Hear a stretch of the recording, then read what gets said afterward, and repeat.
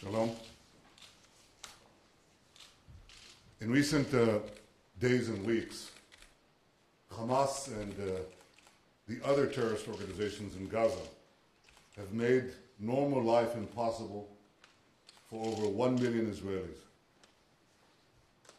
No government would tolerate a situation where nearly a fifth of its people live under a constant barrage of rockets and missile fire. And Israel will not tolerate this situation. This is why my government has instructed the Israeli Defense Forces to conduct surgical strikes against the terrorist infrastructure in Gaza. And this is why Israel will continue to take whatever action is necessary to defend our people.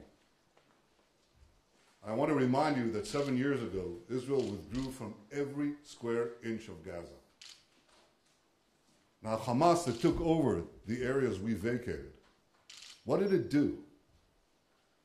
Rather than build a better future for the residents of Gaza, the Hamas leadership, backed by Iran, turned Gaza into a terrorist stronghold.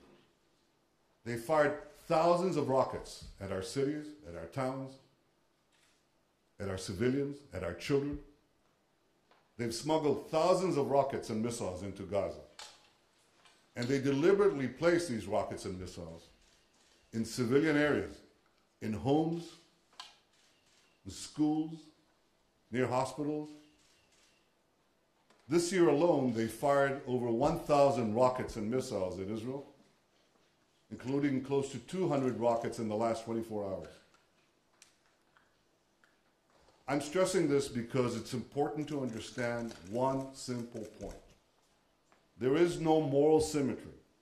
There is no moral equivalence between Israel and the terrorist organizations in Gaza. The terrorists are committing a double war crime.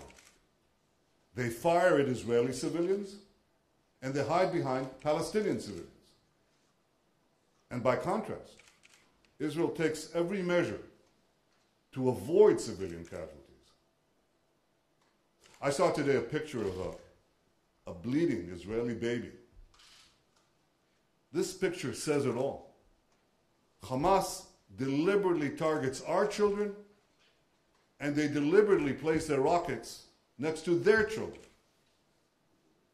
Now, despite this reality, and it's a very difficult reality, Israel will continue to do everything in its power to avoid civilian casualties.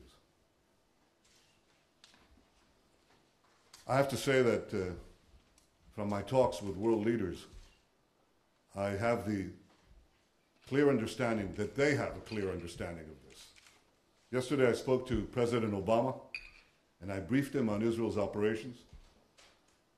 I want to express my appreciation once again to President Obama for his unequivocal, clear-sighted support for Israel's right to defend itself.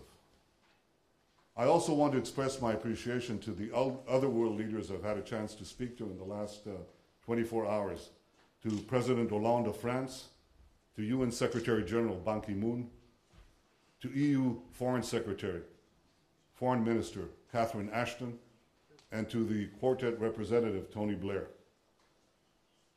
I want to thank them for their understanding of Israel's need to defend itself and Israel's right to defend itself.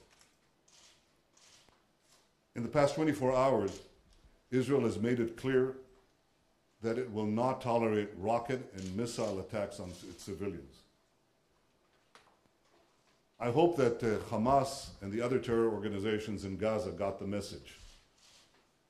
If not, Israel is prepared to take whatever action is necessary to defend our people.